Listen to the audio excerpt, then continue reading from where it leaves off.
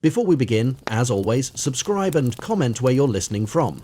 Millennia have passed since humanity first ventured into the dark void of space.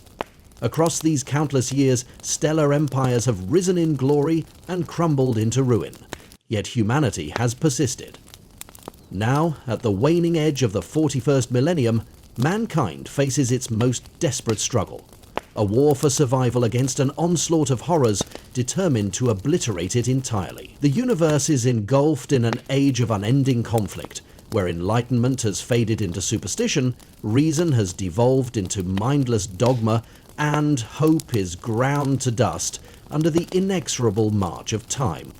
At the heart of this conflict stands the Imperium of Man, the largest empire in human history.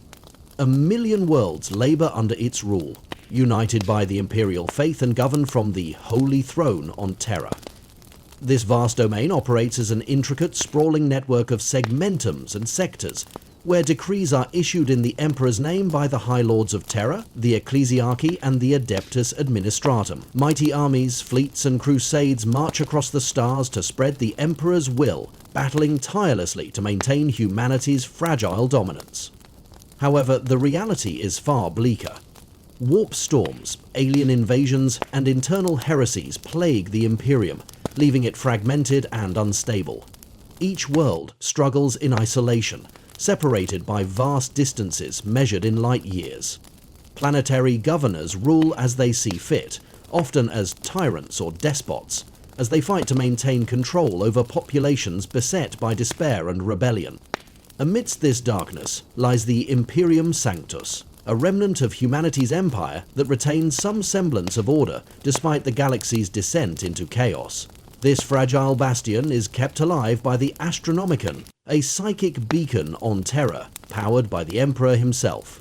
Through the sacrifice of countless psychers, its light guides ships through the treacherous currents of warp space, ensuring humanity's survival. Yet, the strain is enormous, and the cost, measured in lives, is staggering. Though the Imperium Sanctus functions, it is far from a harmonious machine. Interstellar communication relies on astropaths who transmit messages through the immaterium, a process riddled with errors, delays, and dangerous repercussions.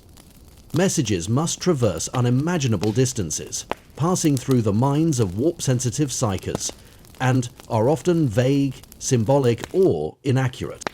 At the core of this colossal empire lies an inefficient and uncaring bureaucracy.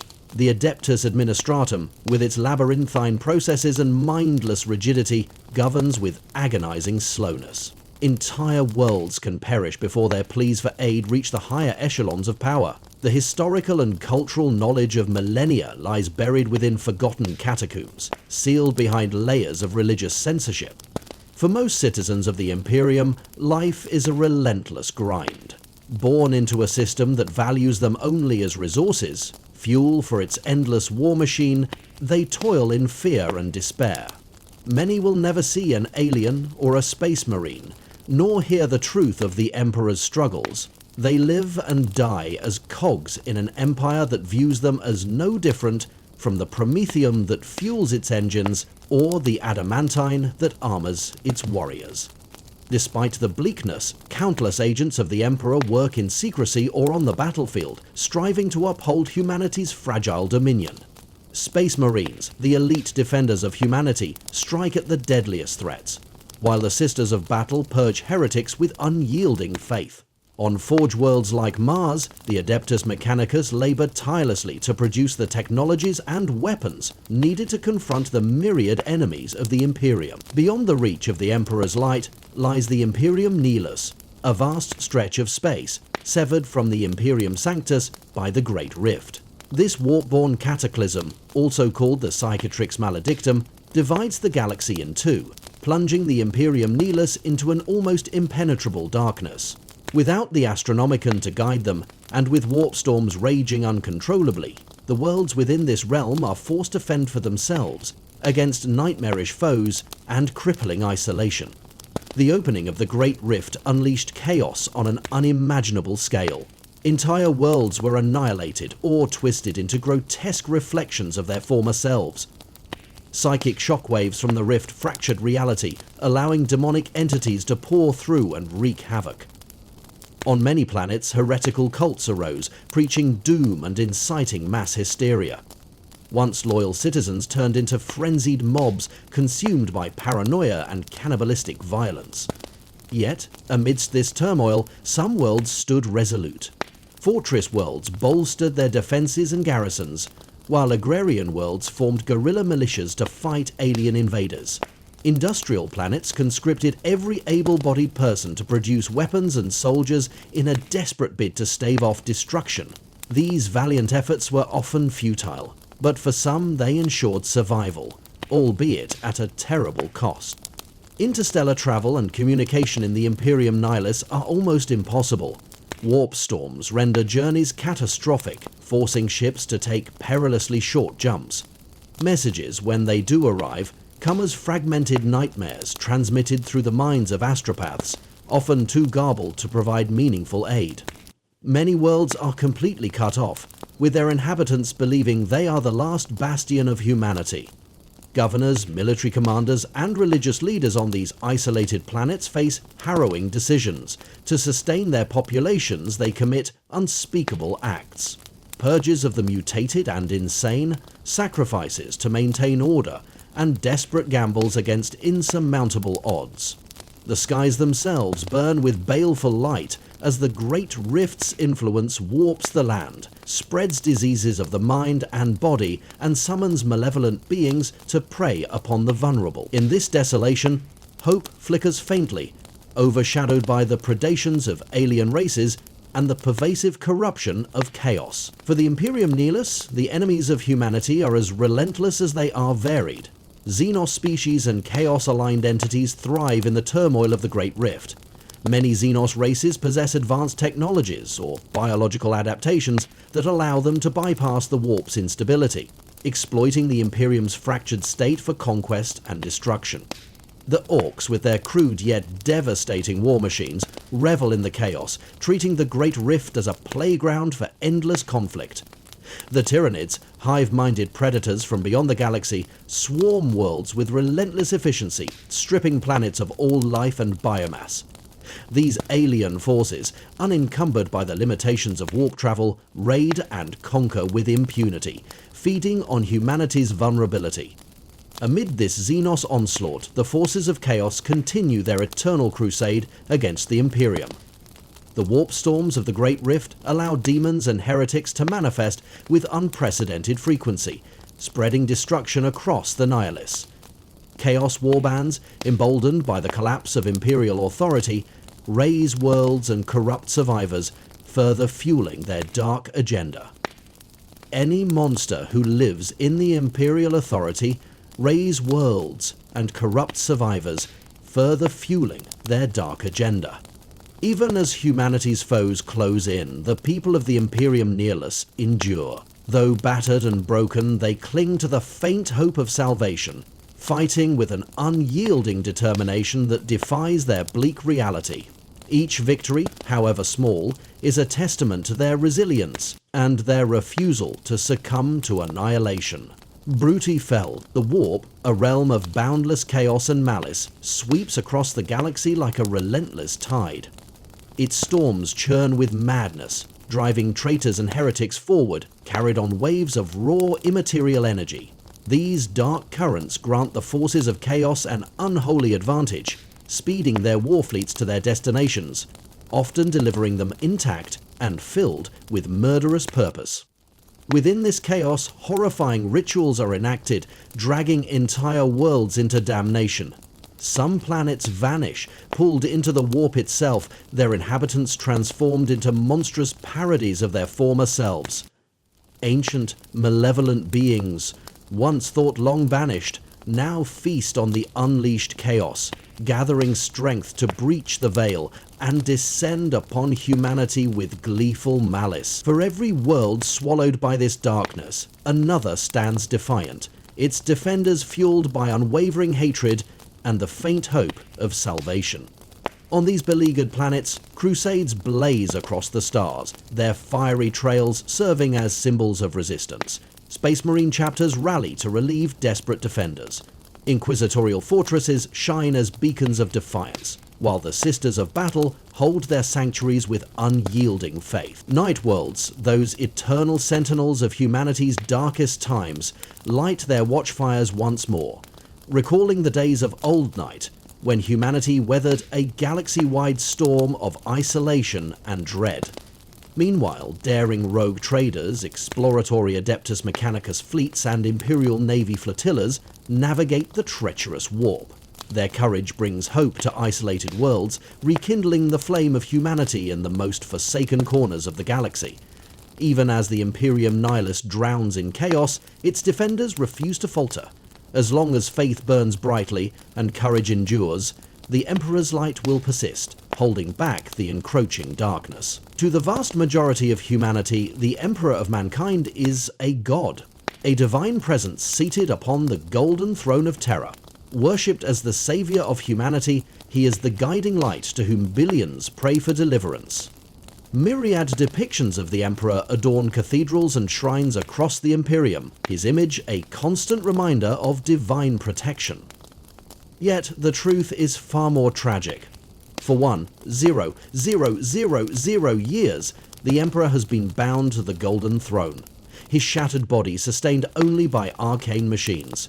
He is no longer the man who once walked among humanity, uniting the warring remnants of Earth and leading the Great Crusade to reclaim humanity's lost empire.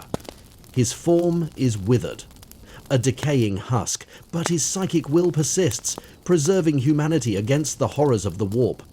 The story of the Emperor's fall is as legendary as it is somber. During the Great Crusade, he created the Primarchs, superhuman sons who served as demigods to lead his armies of reconquest. For a time, the Imperium flourished under their leadership, driving back the darkness of Old Night. But this golden age ended with the Horus heresy. Horus, the Emperor's favoured son, turned against him, leading half of the Primarchs into rebellion under the sway of the Chaos Gods. The ensuing civil war ravaged the galaxy, with entire worlds burning in its wake. At the climax of this conflict, Horus and the Emperor faced each other in a battle that would decide the fate of humanity. Though the Emperor emerged victorious, it came at a terrible cost. His body was irreparably broken and his soul bound to the Golden Throne.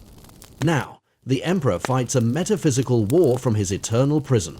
His spirit battles the horrors of the warp, shielding humanity from annihilation.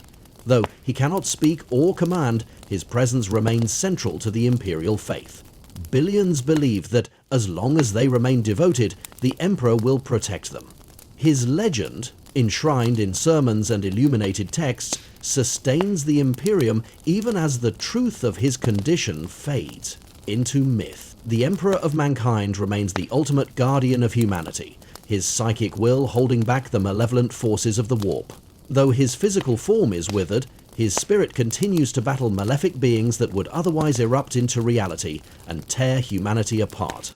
For 1,000 years, the Emperor has given everything to ensure the Imperium's survival. Yet the Imperium has drifted far from the enlightened vision he once held, devolving into an oppressive regime dominated by superstition and bureaucracy. Despite this, it endures, held together by his lingering influence. The Golden Throne, located in the Emperor's throne room on Terra, is the most heavily fortified location in the galaxy. It is safeguarded by the Adeptus Custodes, golden-armoured warriors of unparalleled skill and genetic perfection. These magnificent guardians, created to protect the Emperor's physical form, are symbols of his enduring will. Surrounding the throne room is the Imperial Palace, a fortress of staggering proportions, built atop Terra's greatest mountain ranges and bristling with gun emplacements and void defenses capable of repelling entire star systems worth of invaders. Despite these formidable defenses, the Emperor remains under constant threat. Alien invasions, heretical uprisings, and demonic incursions repeatedly assault the Sol system, seeking to breach Terra itself.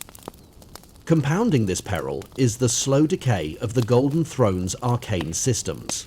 The Adeptus Mechanicus, though tireless in their ministrations, lack the knowledge to fully maintain its ancient mechanisms. Whispers spread that the Emperor's appetite for the life force of Psykers has grown insatiable, fueling fears that his essence is fading. Should he perish, humanity would be plunged into chaos, his guiding light extinguished forever. With the Emperor bound to the Golden Throne, the governance of the Imperium falls to the High Lords of Terror, a council of supreme autocrats who wield absolute authority. Known as the Senatorum Imperialis, this body issues edicts in the Emperor's name, striving to maintain order across an unmanageable realm. Yet, their task is monumental. The Imperium spans countless worlds separated by vast gulfs of space, and its bureaucracy is a labyrinthine machine that groans under the weight of its own inefficiency. Reports of crises, whether cries for aid, distress calls, or declarations of rebellion, often take months or even years to reach Terra. The capricious nature of warp travel further delays responses, leaving entire systems to fend for themselves. In practice, planetary governors act with considerable autonomy, managing their domains with limited oversight. However, any deviation from imperial orthodoxy is met with brutal repression. To ensure the stability of the Imperium, insubordination is punished severely, serving as a stark reminder that no world is beyond the Emperor's gaze. The High Lords themselves consist of 12 individuals, drawn from the most powerful institutions of the Imperium. Among them are the Master of the Administratum, the Paternoval Envoy of the Navis Nobilitae, and the Fabricator General of the Adeptus Mechanicus. While 9 of these positions are considered sacrosanct, the remaining seats shift based on political necessity and influence. It is their duty to interpret the Emperor's will and act on it, knowing that their decisions can determine the fate of billions. Beneath the High Lords lies the Adeptus Terra, a sprawling bureaucratic machine broken into countless subdivisions. Among its most significant branches is the Adeptus Administratum, responsible for the organization, tithe collection, and archiving of the Imperium's vast records. Its military wing, the Departamento Munitorum, oversees the deployment and supply of the Imperial war machine. Yet, the scale of their task is so immense that they operate under a constant backlog, with orders and records delayed by centuries. Despite this, the grinding cogs of the Administratum keep the Imperium's war effort alive, ensuring humanity's survival. However tenuous it may be, the Adeptus Terra, the vast bureaucratic engine of the Imperium, grinds forward relentlessly, sacrificing thousands of lives daily to keep its colossal machineries in motion. Understanding the intricacies of its functions is neither required nor welcome. All that matters is that its tasks are performed. Within its labyrinthine structure are numerous specialized branches, each crucial to the Imperium's continued existence. The Adeptus Astra Telepathica scours the galaxy with its black ships, capturing psychers to either be trained as sanctioned psychics or condemned to sustain the Emperor's existence. The Adeptus Astronomica, another vital branch, prepares these psychers to maintain the Astronomacon, a psychic beacon that guides Imperial ships through the war. The Adeptus Arbites enforce the Emperor's laws across the galaxy, while the official Sassanorum transforms the most exceptional human candidates into deadly killing machines, executing the Emperor's will in the shadows. Other organizations provide military and exploratory might. The Adeptus Astartes, Space Marines, and Astra Militarum, Imperial Guard, form the Imperium's sword and shield, while the Adeptus Mechanicus safeguards and reproduces its technological knowledge. The Inquisition operates as a hidden dagger, rooting out heresy and corruption wherever it festers. Even with their combined might, the Imperium can only respond to a fraction of the threats it faces, with distress calls often going unanswered. Despite the monumental efforts of these institutions, it is the inertia of the Imperium itself that sustains it. Like a vast and ponderous machine, it lumbers forward through centuries of disaster, cruelty, and triumph, driven by the sacrifices of countless individuals and the blind determination of its leaders. The Adeptus Astartes, known to the masses as Space Marines or the Angels of Death, represent the pinnacle of Imperial might. These post-human warriors, crafted through genetic alchemy, strike terror into the hearts of humanity's enemies. It is said there are 1,000 chapters of Space Marines, each consisting of 1,000 battle brothers. Though these numbers are likely an exaggeration, they underscore the reverence and fear these warriors command. Space Marines are not mere soldiers. They are living weapons, designed to be humanity's ultimate defenders. Their bodies are augmented with implants that grant them superhuman strength, resilience, and longevity. Their minds are conditioned to resist fear and despair, allowing them to face the most horrifying threats without faltering. Clad in the finest armor and wielding weapons of unparalleled power, they are a force of unparalleled ferocity and precision. Each chapter of the Adeptus Astartes is a self-contained army with its own culture, heraldry, and traditions. Many chapters maintain vast fortress monasteries on their home planets, while others operate as crusading fleets, forever hunting the next threat to humanity. At the head of each chapter stands a chapter master, a paragon of martial skill and strategic brilliance who wields greater authority than most planetary governors. The legacy of the Space Marines traces back to the Emperor himself.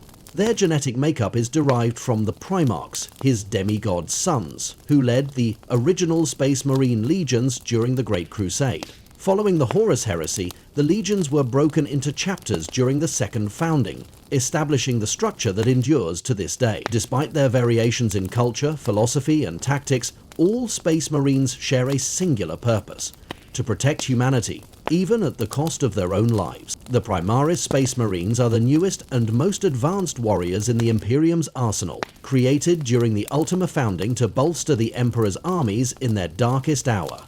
Forged over 1000 years by Archmagos Belisarius Cawl, these warriors were designed to be superior in every way to the original Adeptus Astartes. They stand taller, stronger, and more resilient, with enhanced combat capabilities and gene seed derived from the Emperor's original designs. Cawl's creation of the Primaris Marines was based on the secrets of the Sang Primus Portum, an ancient device rumoured to hold the Emperor's own genetic knowledge. Combined with Cawl's unparalleled mastery of Mechanicus technology, the Primaris Marines represent a culmination of millennia of research and experimentation. Their arrival during the dark days of the Great Rift is seen as a desperate yet crucial effort to tip the scales of survival back in humanity's favour. The Primaris Marines have been deployed across the galaxy, joining existing chapters of Space Marines or forming entirely new chapters to combat the growing threats to the Imperium. Yet, their presence is not without controversy. To some within the Imperium, their very existence challenges the purity of the Emperor's original vision. To others, they are a necessary evolution, a sign that humanity must adapt to survive. The Adepta Sororitas, or Sisters of Battle, are the militant arm of the Ecclesiarchy, the Imperium's state religion. Clad in power armor and wielding devastating weapons, these devout warriors exemplify the unyielding strength of faith. Their mission is singular: to defend the Imperial Creed and purge heresy with blade, bolt, and flame. The Sisters march into battle from armored sanctuaries, bringing fire and fury to enemies of the faith. Their military capabilities rival even the Adeptus Astartes, as their training, spiritual purity, and advanced weaponry make them formidable foes. They wield everything from power swords and flamers to massive armored vehicles, including ornate combat walkers and artillery capable of leveling cities. The Sisters operate under the guidance of the Abbess Sanctorum, with two primary bases of power, the Convent Prioress on Terra and the Convent Sanctorum on Ophelia II. Each order maintains its own fortified monasteries and oversees parishes spanning entire sectors. These orders act with fierce independence, but remain united by their unshakable devotion to the Emperor. The Sisters' actions go beyond combat. They accompany Imperial armies to inspire faith, bring the light of the Emperor to heathen worlds, and purge any deviation from orthodoxy. They serve as both warriors and symbols of unyielding belief, their presence alone enough to reignite the zeal of Imperial forces. The Inquisition is among the most secretive and feared organizations in the Imperium, tasked with safeguarding humanity's survival at any cost. Inquisitors operate with near limitless authority, wielding the power to requisition armies, execute planetary exterminators, and enforce the Emperor's will across the galaxy. Their mission is to root out heresy, corruption, and Xenos threats wherever they appear, using whatever means necessary to secure the Imperium's future. An Inquisitor's power is symbolized by the rosette they carry, encoded with Vermilion-level clearance codes that grant them unrestricted access to any facility, organization, or military resource. This authority often extends to the extermination of entire populations if deemed necessary to halt the spread of corruption or chaos. Despite their power, the Inquisition operates in secrecy. Their methods are often brutal, involving mind-wiping, psychic interrogation, and purges. Many view them as necessary evils, for their work often requires them to make impossible decisions to preserve the greater good. The Inquisition is divided into Ordos, each specializing in a specific area of concern. The Ordo Hereticus focuses on eradicating internal threats like rogue psychers and heretical cults. The Ordo Xenos combats alien species that threaten humanity, while the Ordo Malleus deals with the demonic forces of the warp. Each Inquisitor acts with independence, yet all share the burden of ensuring the Imperium's survival against all odds. The Inquisition is not a monolithic entity, but rather a collection of specialized organizations, known as Ordos, each with its own area of focus. Some Ordos are vast and far-reaching, such as the Ordo Hereticus, dedicated to rooting out rogue psychers and heretical cults, or the Ordo Xenos, which specializes in combating alien threats. Others are more esoteric in purpose. For instance, the Ordo Sepulturum combats diseases spread by Nurgle's followers, while the Ordo Chronos monitors and eliminates paradoxical time anomalies caused by warp travel. Among these Ordos lies the mysterious Ordo Necros, shrouded in secrecy, and the Ordo Vigilus, established solely to keep watch over the Ordo Necros itself. Each Ordo's size varies, and even the Inquisition struggles to track its members, as secrecy is paramount. Many Inquisitors operate solo, spending decades or even centuries undercover before completing their missions and resurfacing. Some are thought dead only to reappear with newfound knowledge or victories. While most Inquisitors work alone, many gather small warbands of loyal operatives whose unique skills are invaluable. These henchmen can include law enforcement officers, warrior bodyguards, scholars, sanctioned psychers, alien mercenaries, or even former cultists. Together, they move in the shadows, acting as the Inquisitor's hands, until open confrontation becomes necessary. Even within each Ordo, ideological rifts run deep, with the most prominent division being between Puritans and Radicals. Puritans adhere rigidly to the doctrines of the Imperium, refusing to employ the tools or knowledge of humanity's enemies. Radicals, on the other hand, argue that the Imperium must adapt, using whatever means necessary, even forbidden Xenos technology or chaos-tainted artifacts, to secure humanity's survival. These conflicting philosophies often lead to covert wars within the Inquisition. Rival Inquisitors may sabotage each other's missions or engage in shadowy battles that shake entire worlds without the general population ever realizing. Over time, the unrelenting struggle against galactic threats takes its toll on Inquisitors, forcing them to adopt more extreme measures. The line between righteousness and damnation becomes increasingly blurred, and their methods grow harsher as the weight of their duty consumes them. The Imperium of Man spans the stars, but its borders are anything but fixed. Even the heartland of Segmentum Solar is far from the unified stronghold portrayed in official propaganda. Beyond Terra's light, the Imperium's territories are in constant flux, with planets falling to invasion or rebellion as quickly as new worlds are colonized by rogue traders and exploratory fleets. At the fringes of the Imperium lie wild regions, such as the Halo Stars, the Veiled region, and the Western Fringes. Here, Imperial control is tenuous at best.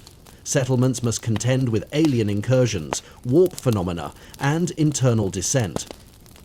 For most Imperial citizens, the question is not whether their world will face a threat, but when and in what horrifying form it will arrive. Beyond these borders lurk countless enemies of humanity. Heretic Astartes, former space marines turned to chaos, bide their time, gathering strength and resources. They strike without warning, their raids devastating entire sectors before vanishing back into the void. The Imperium, though vast, struggles to maintain even the illusion of control against such relentless adversaries. The Chaos Space Marines, once loyal servants of the Emperor, have become some of the most malevolent foes of humanity. These warriors, twisted by the powers of the warp, rule over their own dark empires in the name of the Chaos Gods. Their methods range from launching opportunistic raids to commanding massive invasion fleets led by powerful warlords. Among their most devastating campaigns are the 13 Black Crusades, orchestrated by Abaddon the Despoiler. These events shattered key pillars of the Imperium and are said to have directly led to the catastrophic opening of the Great Rift. 9. Riding the tides of warp storms, Chaos warbands strike unpredictably, exploiting the Imperium's vulnerabilities. Their fleets emerge from the immaterium like phantoms, wreaking havoc before disappearing again. With their formidable power, Chaos Space Marines are not just conquerors, but heralds of corruption, spreading chaos wherever their presence lingers. Beyond the bounds of the Imperium lie countless Xenos species, many of which pose existential threats to humanity. Some, like the Enslavers and Chronomantic Cetan, are strange and enigmatic, while others, such as the thermoparasitic Vigar, are savage predators. Although many alien life forms are confined to single worlds or behave like predatory beasts, the most dangerous Xenos are those with empires spanning star systems. The expansionist Tau Empire aggressively encroaches on the Imperium's eastern borders, offering their philosophy of the greater good as an alternative to humanity's strictures. In contrast, the Orcs thrive on barbarism, launching invasion after invasion in a cycle of ceaseless war. Meanwhile, the Necron tomb worlds stir from millennia of slumber, their advanced technology and disdain for human life allowing them to obliterate entire systems with arrogant ease. Adding to these terrors are the Tyranid hive fleets, whose tendrils encroach from the galaxy's edges, stripping entire worlds of organic life. These Xenos invaders, coupled with new threats constantly emerging from the galactic void, ensure that the Imperium faces annihilation from all directions. While the Imperium battles external foes, it is often the enemies within that prove the most dangerous. The harsh conditions of Imperial life, endless toil, poverty, and oppression, create fertile ground for rebellion and sedition. Under such conditions, heretical cults flourish, spreading insidious ideologies that lead loyal citizens to embrace chaos.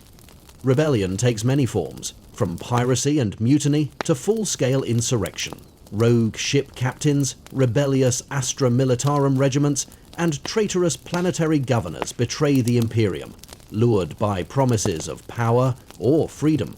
Although the Imperium's slow, monolithic nature delays punishment, it always arrives, unrelenting and absolute.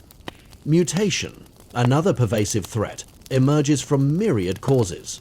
Industrial toxins, alien radiation, generational genetic drift, or the corrupting influence of chaos. The Imperium teaches its citizens to revile mutants, associating them with dangerous warp taint. While sanctioned strains like Ogrins or Navigators serve the Imperium, most mutants are exterminated on sight. This intolerance often drives outcast mutants into the arms of chaos, creating a cycle of hatred and corruption that weakens humanity from within. Chaos is not merely an external force, but a pervasive corruption that tempts the soul. The grinding misery of the Imperium drives many to seek solace or vengeance through chaos worship. For some, it offers escape from lives of endless toil and suffering. For others, it promises power or retribution against those who have wronged them. The path to chaos begins subtly. At first, individuals may turn to chaos for practical reasons. to gain strength, wealth, or influence. Over time, however, their loyalty to the dark gods grows, consuming them entirely. Entire communities fall under the sway of demagogues who preach liberation through chaos, leading to widespread rebellion and the loss of entire worlds to the warp. The forces of chaos exploit these vulnerabilities, spreading like a cancer through the Imperium. Every soul lost to chaos strengthens its hold on reality, turning humanity's own discontent against itself. Despite their efforts, the Imperium's forces struggle to stamp out this insidious enemy, leaving it to fester within the very heart of the Emperor's realm. The promises of the Chaos Gods rarely seem malevolent at first glance. They offer power, freedom, or salvation, often tailored to the desires and fears of the desperate. However, following their path inevitably leads to moral compromises, corruption, and ultimately heresy. In the dark corners of hive cities, hidden cults gather to worship these deities. On frontier worlds, primitive priests perform forbidden rituals, while the noble elite of the Imperium succumb to hedonistic pleasure cults. Even misunderstandings of imperial scripture can lead to dangerous summoning rituals that doom entire planets. The Chaos Gods themselves dwell within the warp, ancient entities born of mortal emotions and thoughts. Their existence is tied to the passions and fears of sentient beings, and they seek to extend their influence into the physical realm. As races across the galaxy prospered, the Chaos Gods grew in strength, feeding on the endless tide of ambition, hatred, and despair. Each Chaos God embodies a specific mortal obsession, and their power increases with the actions of their followers. Those who serve them may gain extraordinary gifts, power, and even immortality. However, such gifts come with a price, as these deities use their followers to spread corruption and chaos throughout real space. Orn, the Blood God, epitomizes battle, bloodshed, and unrelenting rage. His image is that of a monstrous warrior seated upon a brass throne atop a mountain of skulls. Clad in brazen armor with fiery eyes and a warhound-like visage, Khorne wields a colossal sword known as Worldbreaker, said to be capable of slicing through the fabric of reality itself. Khorne's creed is simple. He demands endless bloodshed and war, caring not whose blood is spilled. Every act of violence, every war fought, and every drop of blood shed feeds his insatiable hunger. In the eternal conflict of the galaxy, Khorne thrives, growing mightier with each passing day. To his followers, battlefields are sacred temples, and each war is a prayer to their relentless god. Tzeentch, the Changer of Ways, is the chaos god of change, destiny, and sorcery. Known by titles such as the Architect of Fate and the Great Sorcerer, Tzeentch embodies manipulation, ambition, and the pursuit of knowledge. His ever-shifting form is adorned with countless faces, each whispering truths, lies, and prophecies. Surrounding him is a nebula of arcane fire and magical energies, reflecting his influence over reality. Tzeentch's worshippers are driven by a thirst for change and power. They seek to reshape the world according to their desires, often engaging in complex schemes and manipulations. His followers may seem mad to their enemies, but their actions often culminate in devastating and precise victories that reveal the god's incomprehensible plans.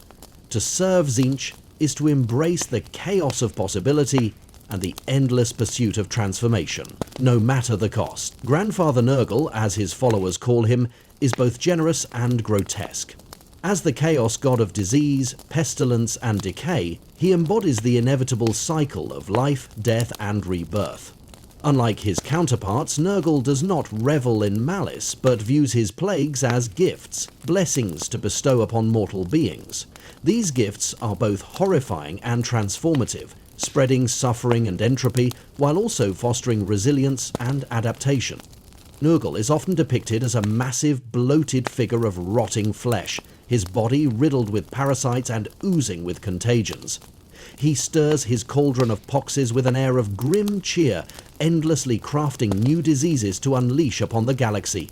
His realm within the warp is a nightmare garden, teeming with grotesque life forms and corrupted vegetation. Swarms of plague demons roam this putrid paradise, spreading Nurgle's influence into real space wherever death and despair concentrate.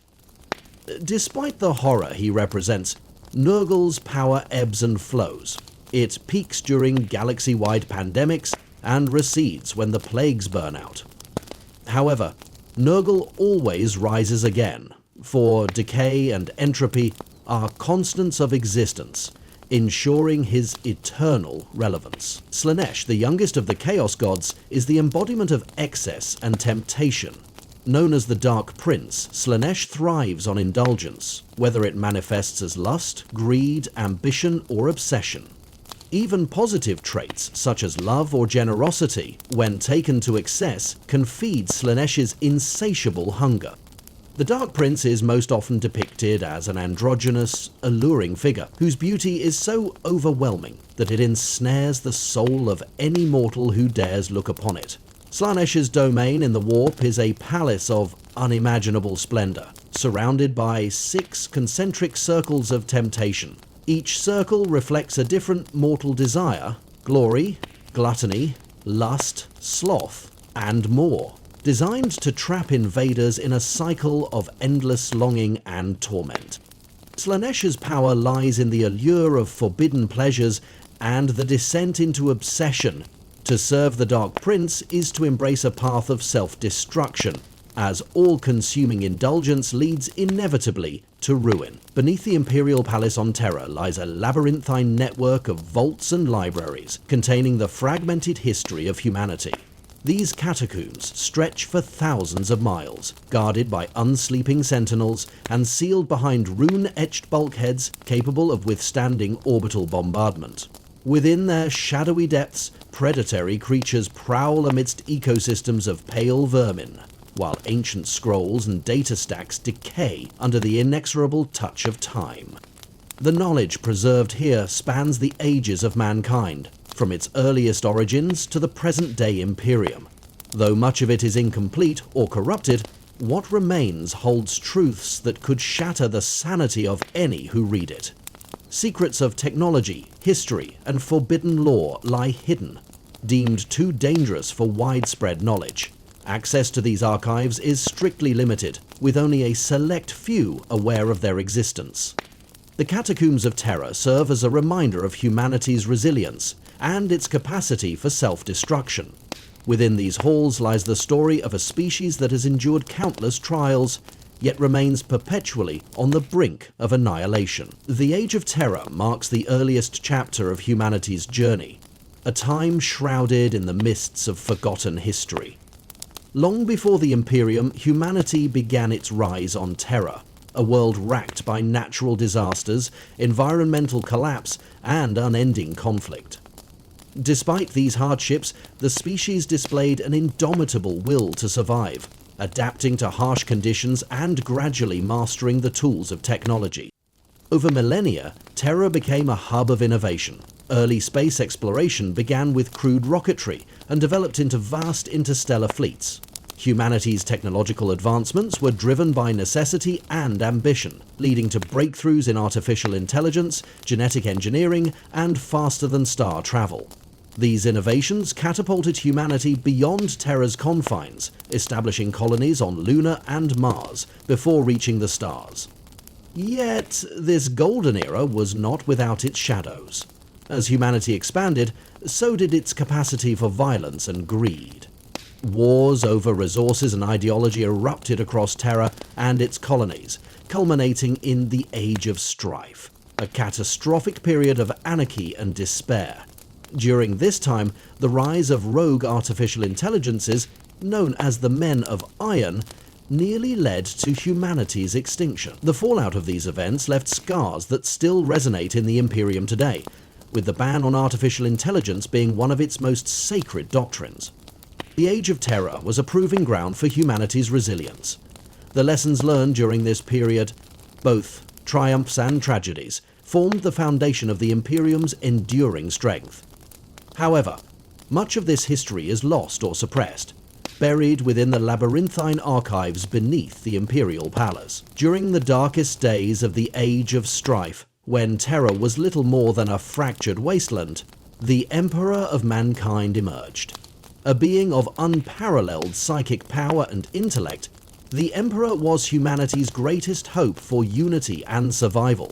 While his origins remain shrouded in mystery, legends suggest he was born thousands of years before the Age of Strife, secretly guiding humanity's development from the shadows.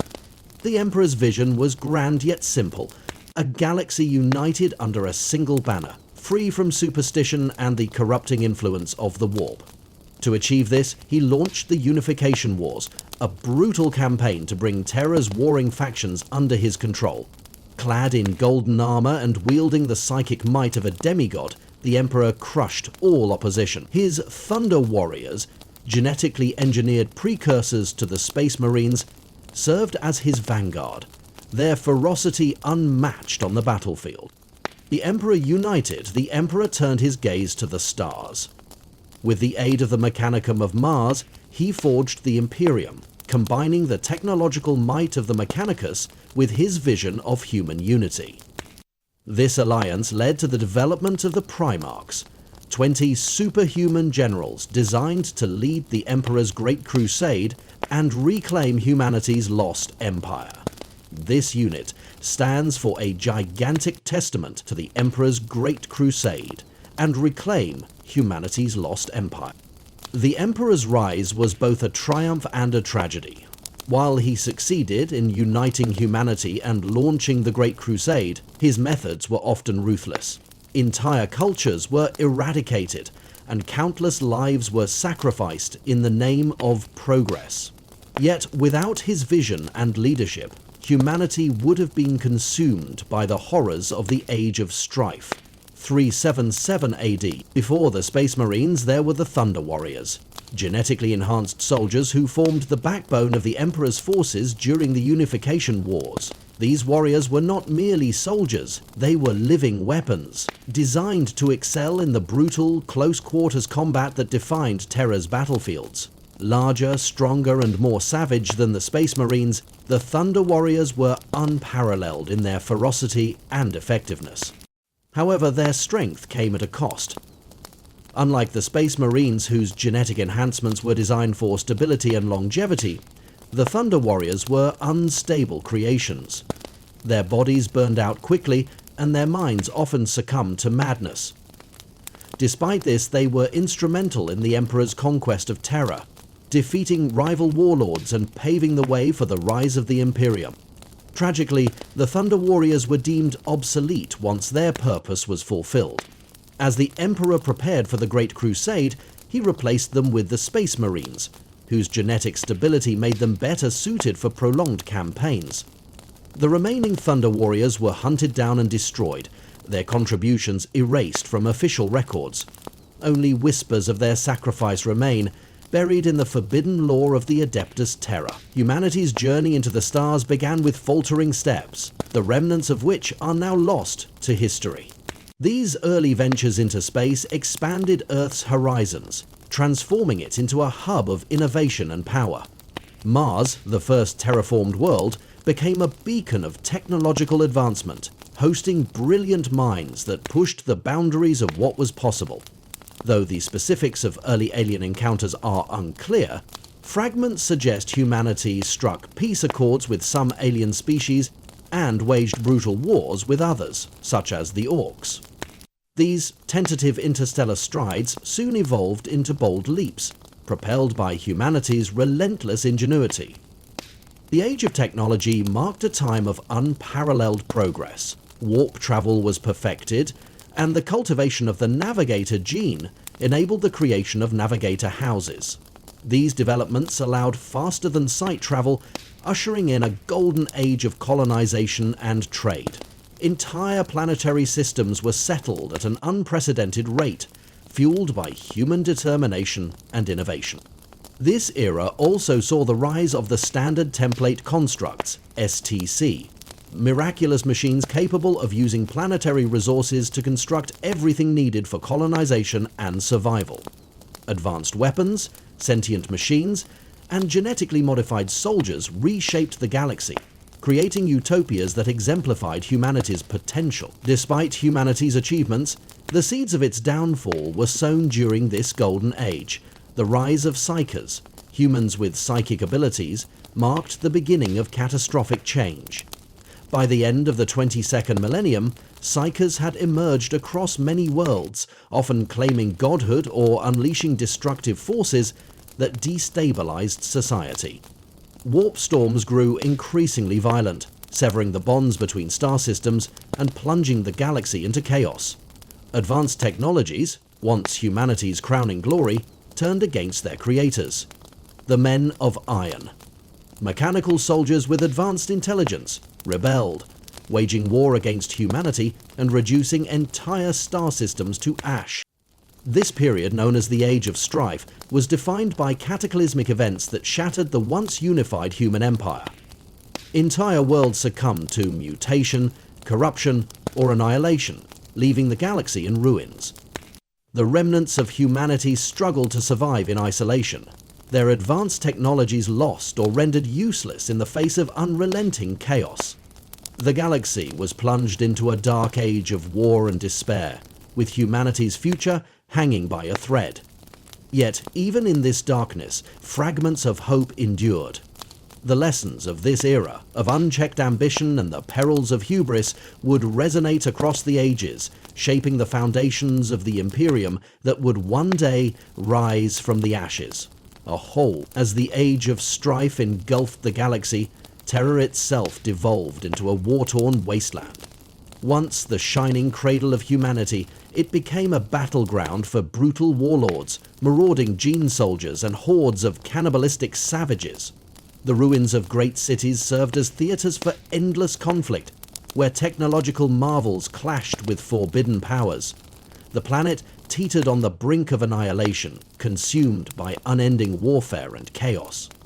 Grand warlords and proto-deities rose and fell, each vying for ultimate control, their ambitions often threatening to drag terror into total ruin. Through the smoke and ash, hope seemed a distant memory. It was during this darkest hour that the Emperor of Mankind revealed himself, bringing a semblance of order to the shattered world. With unmatched charisma and intellect, the Emperor united the remnants of terror under his rule. The Emperor forged alliances with Mars, bringing the Mechanicum's technological mastery into the fold, and launched the brutal Unification Wars to secure his dominion over Terra. Leading armies of genetically engineered Thunder Warriors, the Emperor shattered the opposition and laid the foundation for a new era. Though these warriors were later replaced by the more stable Space Marines, their sacrifice was instrumental in achieving unity. With Terra unified and the Age of Strife ending, the Emperor turned his gaze outward, envisioning a galaxy-wide reclamation of humanity's lost worlds. The Great Crusade, humanity's grandest undertaking, sought to bring every human world into the fold of the Imperium and eradicate any Xenos species that dared oppose Imperial rule. Vast fleets departed Terra, carrying the Emperor's vision to the stars. At their helm were the Space Marine Legions, accompanied by the agents of Imperial compliance, who imposed order upon newly reclaimed worlds. The Emperor's doctrine was uncompromising. Xenos would be purged, heresy eradicated, and humanity reunited under the Imperial banner. Only through such rigid order, he argued, could the mistakes of the past be avoided. For over a century, the Great Crusade swept across the stars, expanding the borders of the nascent Imperium. New systems were brought into compliance daily, their populations either submitting to the Emperor's truth or being annihilated. Yet, even as the Imperium grew, the seeds of its downfall were being sown. At the heart of the Emperor's vision were the Primarchs, 20 genetically engineered demigods meant to embody the best qualities of humanity. These beings were designed to lead the Space Marine Legions, serving as the Emperor's generals in the Great Crusade. However, the Chaos Gods, sensing the Emperor's ambition, intervened, scattering the Primarchs across the galaxy. Each landed on a distant world, growing up among its people and absorbing its culture. As the Great Crusade advanced, The Emperor sought out the Primarchs, reuniting them with their genetic offspring, the Space Marine Legions, and appointing them as their leaders. Each Primarch brought unique strengths and philosophies, yet their loyalty to the Emperor varied. Among them, Warmaster Horus, the Emperor's favoured son, succumbed to the whispers of the Chaos Gods. Seduced by their promises, Horus turned against the Imperium, leading half of the Primarchs and their legions into rebellion. The Horus heresy erupted, plunging the galaxy into the bloodiest civil war in human history. Brother fought brother, and the Imperium teetered on the brink of collapse. The conflict culminated in the Siege of Terra, where the Emperor confronted Horus aboard his flagship. Though the Emperor triumphed, slaying his fallen son, the victory came at a terrible cost. Gravely wounded, the Emperor was entombed upon the Golden Throne, his physical form broken, but his psychic will enduring. The Imperium of the 41st millennium is a shadow of the enlightened empire the Emperor envisioned. Humanity, bound by superstition and ignorance, views technology with reverence and fear. The horrors of the Age of Strife and the Men of Iron left scars so deep that innovation is treated as heresy. Machine spirits are worshipped, and rituals of appeasement are performed to ensure technology operates as intended. Domination of the black hole. The Adeptus Mechanicus of Mars guards the remnants of human technological knowledge, hoarding secrets and viewing their craft as sacred. Most of humanity lives in fear of the unknown, their understanding of the galaxy filtered through the lens of religious dogma. Yet, the Imperium endures, a testament to humanity's resilience, even in the face of overwhelming darkness. The Adeptus Mechanicus, custodians of humanity's technological legacy, wield immense power within the Imperium. From their sprawling forge worlds, these enigmatic tech priests labor to maintain and replicate the technologies that sustain humanity's survival. Yet, their work is shrouded in mysticism and ritual, as they view all machinery as sacred relics to be revered rather than understood. Break the heavy staff, stretch the veil, give sight into the fullness of unity. Break the veil, to be revered rather than understood. The construction of devices is performed through rote memorization of ancient rites, with every repair steeped in incense, prayer, and solemn ceremony. The Mechanicus' worship of the Omnissiah, a deity they believe embodies the spirit of all machines, stems from the horrors of the Age of Strife. The doctrines they follow warn against the dangers of unrestrained innovation, labeling experimentation as heresy. This deep-seated fear of technological missteps has left humanity trapped in a paradox, reliant on technology for survival, yet bound by a dogma that stifles progress. Despite their rigid adherence to tradition, the Mechanicists hunt fervently for relics of humanity's past. The most coveted of these are fragments of standard template construct STC machines, ancient devices capable of automating the creation of tools and weapons. These relics are viewed as holy treasures, with entire armies sacrificed to recover them. Ironically, many of these devices originate from the very Dark Age technologies that the Mechanicus condemns in their own creeds. The Imperium's fear of technology extends beyond the Mechanicist, permeating every aspect of its culture. The Imperial Creed condemns unsanctioned technology as vehemently as it does mutation or rebellion. Artificial intelligence, known as thinking machines, is particularly reviled, viewed with the same dread as warp sorcery. This aversion stems from the catastrophic rebellion of the Men of Iron during the Dark Age of technology, a tragedy etched into humanity's collective memory. Many worlds across the galaxy harbor ancient sites containing remnants of forbidden technologies.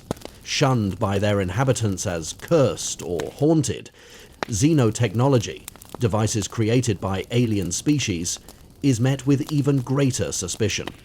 Though it often surpasses imperial technology and sophistication, it is typically destroyed or left to decay, reflecting humanity's deep mistrust of anything alien. Nevertheless, fragments of such technology occasionally find their way into imperial society. Laborers on hive worlds, or miners on distant colonies, unearth these artifacts, smuggling them into black markets where they are traded as valuable curiosities. The Inquisition, ever vigilant against heresy, actively seeks out these deviant devices and their suppliers, aware of the catastrophic damage they could cause if left unchecked. The scars of the Age of Strife run deep within humanity's psyche. This 6 millennia-long period of chaos shattered the confidence and ambition that had propelled humanity to the stars. The collapse of society and the horrors that followed left a permanent mark, instilling an instinctual fear of curiosity, innovation, and psychic powers. These fears, once rooted in survival, have since calcified into dogmatic superstition. During the Age of Strife, humanity learned that its greatest threats often come from within. The collapse of advanced civilizations, the rise of rogue psychers, and the rebellion of the Men of Iron all demonstrated the dangers of unchecked ambition and hubris. As a result, humanity emerged from this dark period deeply mistrustful and conservative, desperate to avoid repeating the mistakes of the past. The Great Crusade, led by the Emperor, was a direct response to this era of fear and isolation. By uniting humanity under a single banner and eradicating perceived threats, the Emperor sought to banish the spectres of the Age of Strife.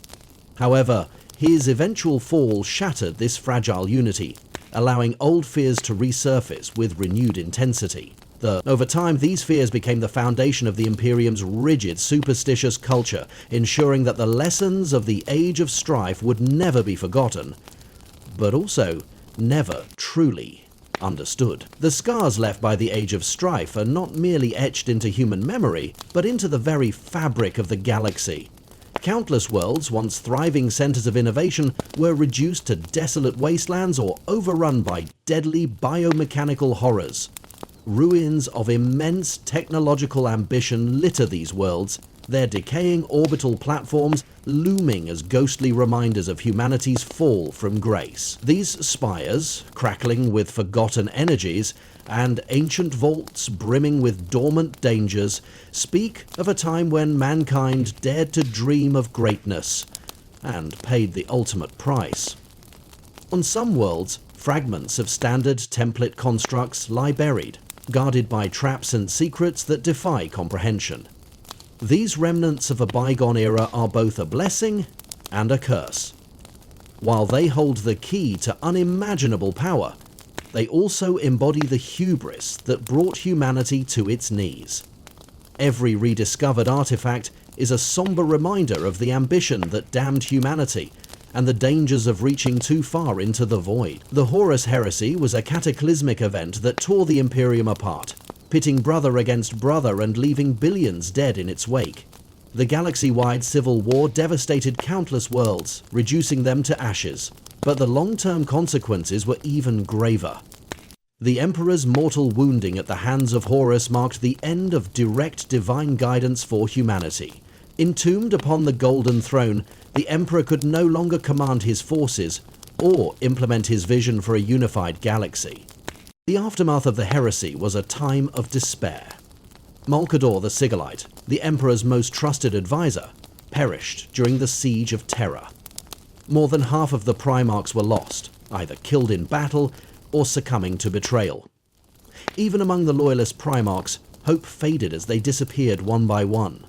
Rogul, Dawn, Volcamen, and Corvus Corax vanished into obscurity, while Rabuti Guilliman fell to the traitorous blade of Fulgrim, the daemon Primarch of the Emperor's children. A stasis field communicated with the outer space station and sent him unspecified fusion-powered rockets to Earth. Guilliman's body was encased in a stasis field, preserving him in an eternal slumber. The heresy shattered the Imperium's foundation of trust. Space Marines, once humanity's protectors, were now viewed with suspicion. The Primarchs, humanity's champions, were gone, leaving their legacies fractured and their legions splintered. To prevent a repeat of such catastrophic betrayal, the Ultramarines Primarch Robute Guilliman implemented the Codex Astartes, dividing the Space Marine legions into smaller autonomous chapters. These reforms decentralized the Imperium's military power, ensuring no single force could ever challenge the Emperor's authority again. In the wake of the heresy, the High Lords of Terror rose to power, assuming the mantle of leadership in the Emperor's absence. This council of 12 individuals, drawn from the Imperium's most influential institutions, became the de facto rulers of humanity. Their task was monumental: to govern an empire fractured by war, beset by alien invaders, and plagued by internal dissent. Yet their methods were as brutal as they were effective, relying on draconian laws, harsh military campaigns, and religious dogma to maintain order. The High Lords consolidated their power during the subsequent millennia, instituting sweeping reforms to ensure the Imperium's survival. The Adeptus Terra, the Imperium's sprawling bureaucracy, tightened its grip on every aspect of life, from planetary governance to resource allocation. The astropath sanctums, essential for interstellar communication, were expanded, allowing the Imperium to maintain tenuous connections across its vast domain. Despite their efforts, the Imperium's trajectory remained one of decline. The light of the Astronomicon grew dimmer, and warp storms became more frequent, isolating entire sectors for centuries.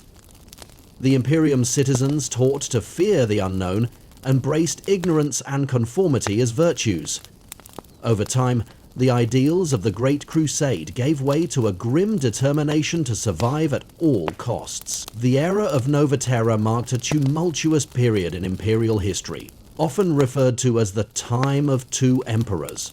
For over 900 years, the Imperium was fractured into two rival domains. The Nova Terra Interregnum saw the powerful Council of Nova Terra, ruling from the Segmentum Pacificus, claim sovereign authority over the Imperium. This schism plunged the galaxy into chaos, with widespread civil wars, trade disruptions, and uprisings destabilizing already fragile regions. Heretical subversion was believed to have fueled much of the unrest, though the Ordo Malleus heavily redacted surviving records, leaving many questions unanswered. The scars of this division were so deep that even in the 41st millennium, the Segmentum Pacificus remains one of the most under-resourced areas of the Imperium. The Age of Apostasy in 36 was a cataclysmic time, when the Imperium nearly collapsed under the weight of its internal strife.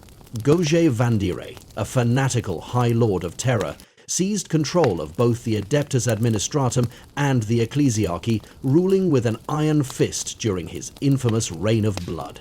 Vandire's paranoia and lust for power led to the massacre of countless innocents and the complete subjugation of the Ecclesiarchy's military arm, the Daughters of the Emperor. The Imperium descended into chaos, with rebellions and religious schisms erupting across the galaxy. Vandire's oppressive rule was finally ended by the Adepta Sororitas, who realized his heresy and turned against him. His downfall marked the end of the Reign of Blood, but left the Imperium deeply scarred, its cohesion shattered. Following the Age of Apostasy, the Imperium entered the Age of Redemption. This era was marked by a renewed sense of zeal as countless penitent crusades were launched to reclaim worlds lost to Xenos invasion, heretical uprisings, or civil war. Victories were numerous, yet the cost was immense. Entire systems were drained of resources to fuel the unending campaigns, leaving them vulnerable to collapse. One of the most ambitious efforts of this period was the Macarian conquests, which saw over 1,000 worlds brought into the imperial fold within 7 years. However, this rapid expansion proved unsustainable. Many of these newly conquered worlds descended into rebellion and chaos soon after, symbolizing the growing overextension of imperial power. The subsequent era, known as the Waning, saw the Imperium's control begin to slip. Constant warfare, internal strife, and the rising tide of alien incursions pushed humanity to the brink. Reports of warp disturbances grew frequent, hinting at an unseen menace gathering in the shadows. The Imperium of Man has waged an unending war against alien species for millennia. The Adeptus Terra's policy is unyielding, the Xenos are unclean, and their very existence is a threat to humanity. Imperial doctrine leaves no room for alliances or truces, yet reality on the battlefield is often more complex.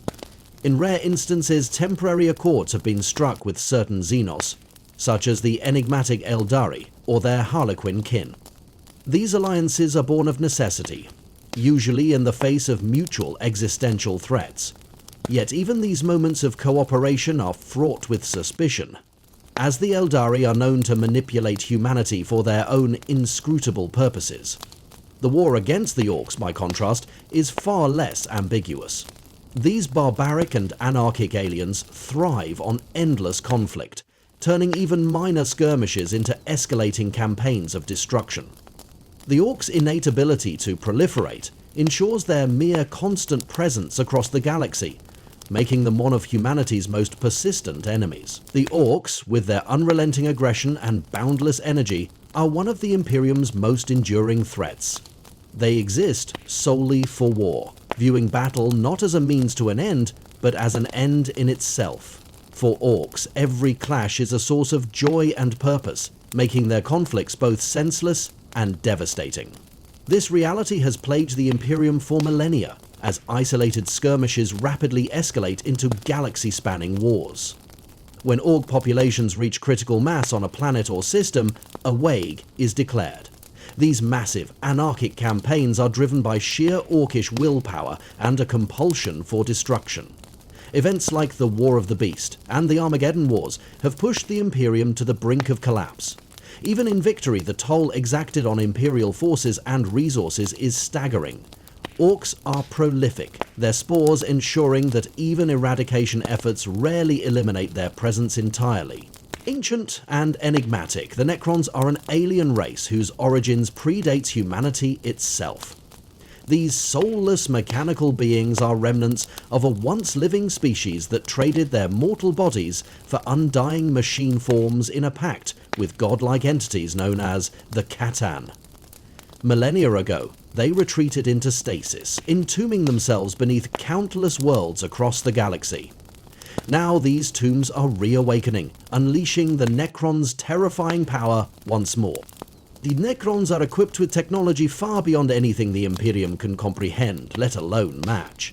Their armies march with clockwork precision, armed with weapons capable of disintegrating foes at the molecular level. These mechanical warriors are often accompanied by the Khitan themselves, enslaved fragments of their former gods whose eldritch power devastates entire battlefields. The Imperium has encountered Necrons on multiple occasions, most notably during the battle for the ice world of Damnos. Each confrontation demonstrates the Necrons' capacity for annihilation, with even the mightiest Imperial armies struggling to withstand their onslaught. Despite their power, the Necrons are not united. The millennia of stasis have fractured their once great empire into competing dynasties, each led by an overlord whose ambitions often clash with others of their kind. In stark contrast to the ancient Necrons, the Tau are a young and dynamic species. When first encountered by Imperial explorators, the Tau were a primitive society, their technology and culture posing no significant threat. Yet, within a mere few millennia, they have advanced to rival the Imperium itself. This meteoric rise is a mystery that baffles the Adeptus Mechanicus, who dismiss it as heretical and unnatural. The Tau's strength lies in their unity and ideological fervor. They fight for the greater good, a philosophy that emphasizes collective progress and cooperation. Their advanced technology, from sleek battlesuits to powerful rail weaponry, makes their armies highly mobile and devastatingly effective. The Imperium's attempts to suppress the Tau have met with mixed results, most notably during the Damocles Crusade, which ended in a costly stalemate. The Tau's diplomatic prowess is another dangerous tool. Through their water-caste diplomats, they seduce Imperial citizens with promises of prosperity and equality, undermining the Imperium's rigid hierarchy. While their reach remains limited to the eastern fringe, the Tau's rapid expansion and innovative strategies pose a growing threat to the Imperium's dominance. The Tyranids are an existential threat unlike any other faced by the Imperium. These alien invaders are not motivated by greed, ideology, or revenge, but by an all-accuming hunger. Originating from beyond the galaxy, the Tyranids arrive in massive hive fleets, stripping entire worlds of all biomass to feed their endless expansion. They are the sensory phobias that, enhancement phobias, were created to force unity and common good with billions. At first, the Tyranids were mistaken for mindless predators, their swarms appearing chaotic and uncoordinated. However, the true nature of their hive mind soon became clear. This collective intelligence directs every Tyranid organism, adapting rapidly to counter enemy strategies. Each defeat makes the swarm stronger, as genetic information is harvested from their fallen foes. The Tyranids infiltrate Imperial society through gene-stealer cults, subversive movements that undermine planetary defenses long before the hive fleets arrive. These cults sow discord and rebellion, ensuring that the Tyranids face minimal resistance when they descend upon a world. With the galaxy already fractured by the Great Rift, the Imperium's ability to counter this growing threat is stretched to its limit. For 1,000 years, the traitor legions have remained a constant and insidious danger to the Imperium. These heretical space marines, once the Emperor's finest warriors, now serve the Chaos Gods. Following their defeat at the Siege of Terra, the traitors fled into the Eye of Terror, a realm of chaos where the warp and real space intersect. There they degenerated into fractured warbands, driven by ambition, hatred, and the corrupting influence of their dark patrons. The Eye of Terror became a sanctuary and prison for these traitors. Some legions, such as the World Eaters and the Night Lords, splintered into countless warbands, each led by a ruthless champion. Others, like the Iron Warriors, retained some semblance of their original structure, but became twisted reflections of their former selves. Many of the traitor Primarchs ascended to daemonhood, ruling over their own nightmarish realms as demigods of destruction. Despite their divisions, the traitor legions are united by a singular hatred for the Imperium. Their assaults began as sporadic raids, exploiting the chaos of warp routes to strike Imperial worlds with impunity. Agents of chaos infiltrated loyalist planets, sowing dissent and rebellion, while whispers of ruinous power corrupted Space Marine chapters and turned them against their brethren. The Traitor Legion's vendetta against the Imperium is known as the Long War, a century-spanning campaign of vengeance. At its forefront stands Abaddon the Despoiler, once the favoured lieutenant of War Master Horus. After Horus's death, Abaddon rallied the remnants of the traitors, forging the Black Legion from the ashes of the Sons of Horus. His ambition to succeed where Horus failed drove him to launch the Black Crusades, devastating campaigns aimed at bringing down the Imperium. The first Black Crusade emerged from the Eye of Terror late in M31. Abaddon's forces, bolstered by twisted mutants, demonic entities, and corrupted war engines, unleashed havoc across the Cadian Gate, a bastion designed to hold back the Chaos Hordes.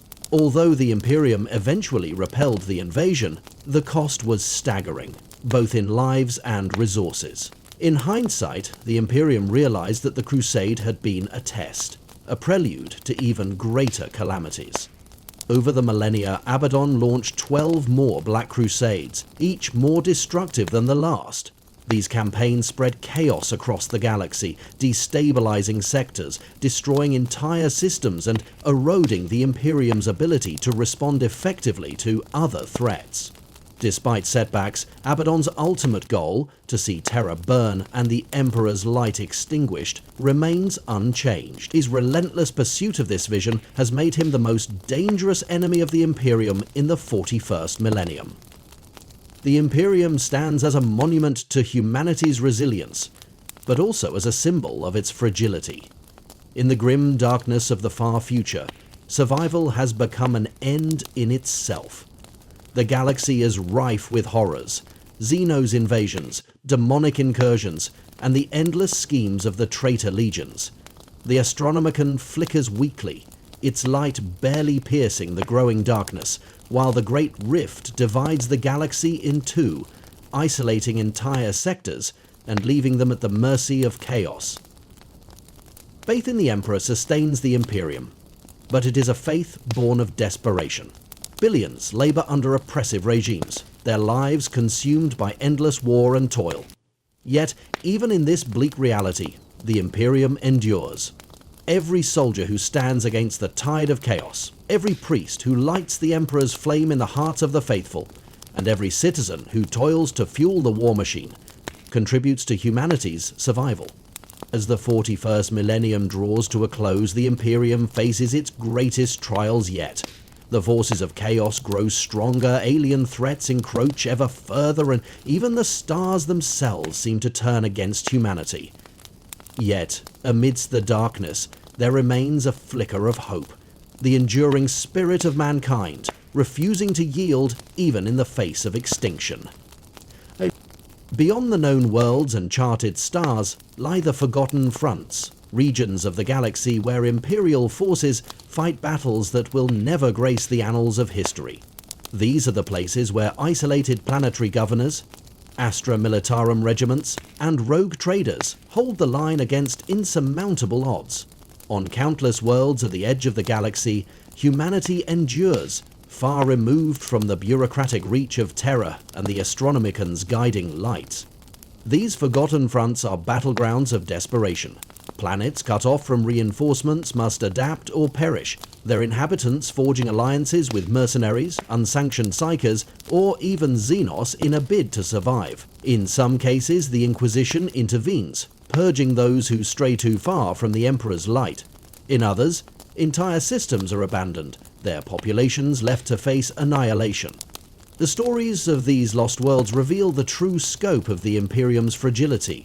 For every planet reclaimed by the Imperial war machine, dozens more fall to chaos, rebellion, or alien conquest. Yet, even in the depths of despair, humanity fights on, its determination unbroken even when hope seems a distant memory. While the Ordo Malleus, Ordo Hereticus, and Ordo Xenos are the most well-known branches of the Inquisition, many lesser-known Ordos operate in the shadows, their missions shrouded in secrecy.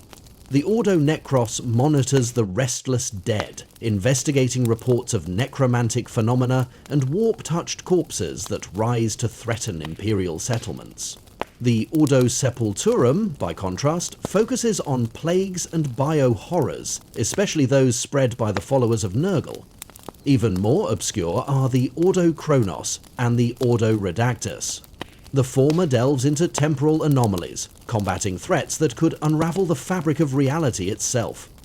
The latter erases knowledge deemed too dangerous for humanity, expunging heretical texts, alien artifacts, and even entire histories from existence. These shadowy organizations operate beyond the reach of Imperial law, their agents answering only to the Emperor's will, or their interpretation of it. These hidden Ordos often clash with one another, their missions intersecting in ways that lead to bloody confrontations.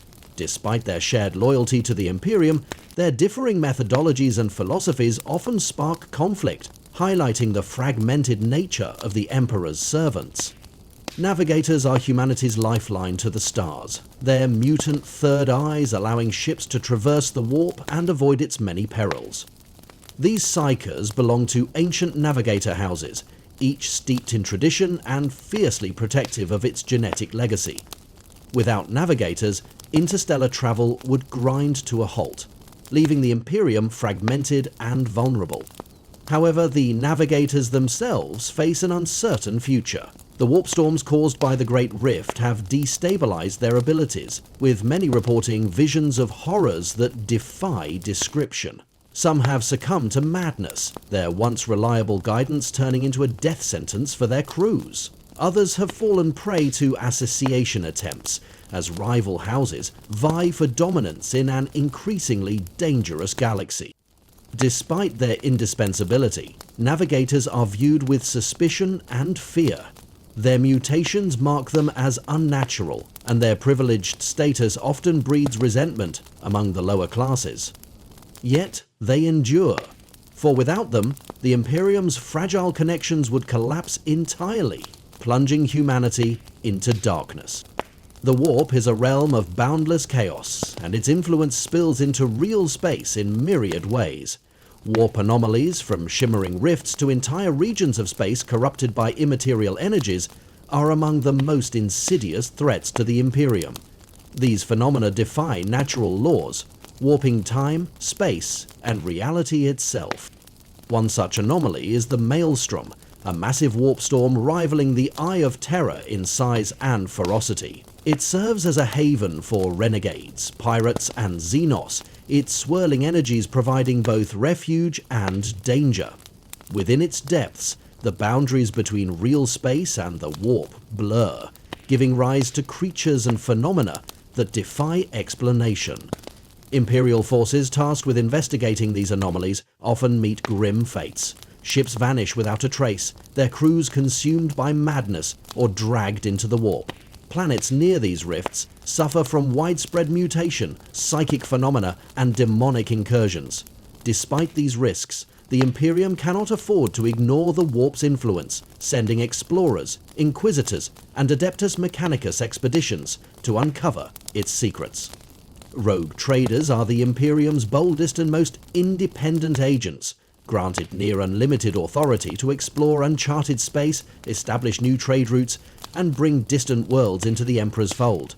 Their charters, signed by the High Lords of Terror themselves, allow them to operate beyond the constraints of Imperial law, wielding fleets and armies in pursuit of their goals.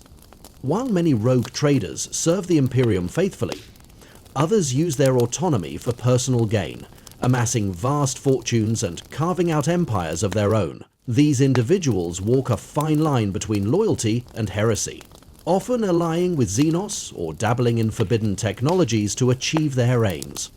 The exploits of rogue traders are the stuff of legend. Some have discovered lost STC fragments, reclaiming ancient technologies for the Adeptus Mechanicus. Others have brokered fragile truces with alien empires, delaying conflict long enough for the Imperium to prepare its forces. Their actions, though often controversial, play a crucial role in humanity's survival on the galactic frontier. The black ships of the Adeptus Astra Telepathica are a grim yet essential part of the Imperium's survival. These vessels traverse the galaxy, collecting psychers from countless worlds. For many, this is a death sentence, as they are sacrificed to sustain the Emperor's light.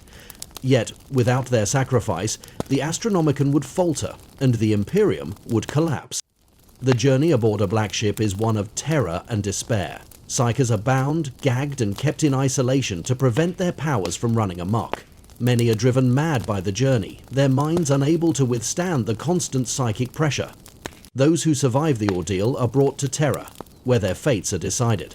A rare few are trained to serve as sanctioned psychers, while the rest are consigned to the Emperor's golden throne. Despite the grim nature of their mission, the black ships are viewed as necessary evils. Their crews are fanatically loyal, enduring the horrors of warp travel and the dangers of rogue psychers with unflinching resolve. Their work ensures the Imperium's continued existence, even as it exacts a terrible toll on those involved. In the far reaches of the galaxy, countless worlds lie forgotten by the Imperium. These planets, once thriving colonies, have been cut off by warp storms, bureaucratic neglect, or the sheer vastness of space. On some, humanity has regressed to pre-industrial levels, their inhabitants living in ignorance of the Imperium's existence. Others have been overrun by Xenos or Chaos forces, their populations enslaved or annihilated. Despite their isolation, these forgotten worlds often harbor resources, knowledge, or artifacts vital to the Imperium. Rogue traders, explorator fleets, and the Inquisition scour the galaxy for these lost treasures, often risking life and sanity to reclaim them. Yet, the dangers are immense, as many of these worlds harbor secrets best left undisturbed. The king snorted and paused. The discovery of a forgotten world is both a triumph and a challenge. Reintegrating these planets into the Imperium requires diplomacy, military might, and in some cases brutal enforcement of compliance. For the inhabitants of these worlds, the arrival of Imperial forces is often a mixed blessing, bringing both salvation and subjugation. The Astra Militarum, or Imperial Guard, is the Imperium's primary fighting force, consisting of billions of soldiers drawn from every corner of the galaxy. Unlike the genetically enhanced Space Marines, the Guardsmen are ordinary humans, armed with laser guns and sheer determination. Their courage and sacrifice form the backbone of the Imperium's defense, holding the line against Xenos, heretics, and chaos. Each regiment of the Astra Militarum is unique, reflecting the culture and environment of its homeworld. The icy tundras of Valhalla produce disciplined soldiers adept at attrition warfare, while the jungle worlds of Catachan breed some of the galaxy's most fearsome fighters. Despite their differences, all guardsmen share an unyielding loyalty to the Emperor and a willingness to die for humanity's survival. The life of a guardsman is brutal and often short. They face unimaginable horrors on the battlefield, from tyrannid swarms to chaos-spawned nightmares. Yet, their resilience and unity allow them to achieve the impossible, proving that even the most ordinary individuals can stand against the galaxy's greatest threat. The Astra Militarum, also known as the Imperial Guard, represents the sheer weight of humanity's determination in the face of unimaginable odds. While the Space Marines may be the Emperor's Angels of Death, the Guardsmen are the Imperium's foundation, a massive tide of soldiers whose numbers dwarf any other military force. Their legions are drawn from every world under Imperial rule, from sprawling hive cities to desolate death worlds, creating an army as diverse as the galaxy itself. To truly grasp the scale of the Astra Militarum, one must consider the staggering logistics involved in maintaining such a force. Millions of soldiers are raised annually, each regiment transported across light years to the front lines. Entire planets are dedicated to producing lasguns, tanks, and the millions of tons of ammunition required to sustain a single campaign. The Departamento Munitorum, the vast bureaucracy that oversees the Guard's supply chains, operates with a cold efficiency born of necessity, though it often takes years to fulfill even the most urgent requests.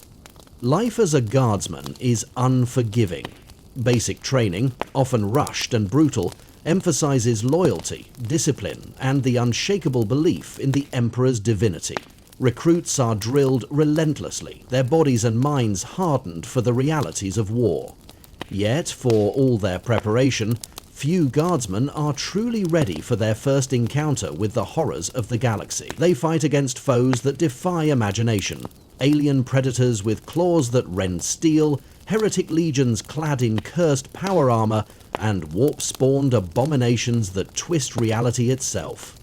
Despite these nightmarish conditions, the guardsmen endure. Their courage stems not from enhanced physiology or superhuman strength, but from an unyielding belief in their duty. They are inspired by the examples of their comrades, the presence of commissars who enforce discipline at gunpoint, and the ever-present reminder that failure is not an option. On the battlefield, they form impenetrable lines of defense, their lasguns blazing as they hold their ground against overwhelming odds. Each regiment of the Astra Militarum brings its unique culture and tactics to the war effort.